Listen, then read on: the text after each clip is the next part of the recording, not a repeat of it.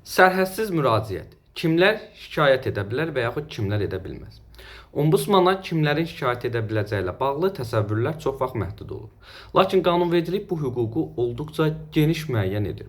Müvəkkillər təkcə Azərbaycan Respublikasının vətəndaşları yox, eyni zamanda ölkədə yaşayan əcnəbilər, vətəndaşlığı olmayan şəxslər və hətta hüquqi şəxslər, məsələn, şirkətlər də insan hüquqlarının pozulması ilə bağlı şikayət verə bilər. Bundan əlavə, hüququ pozulmuş şəxslərin razılığı ilə üçüncü şəxslər və ya qeyri-hökumət təşkilatları da onun adından müraciət edə bilər. Maddə 8.2-də bu göstərilir.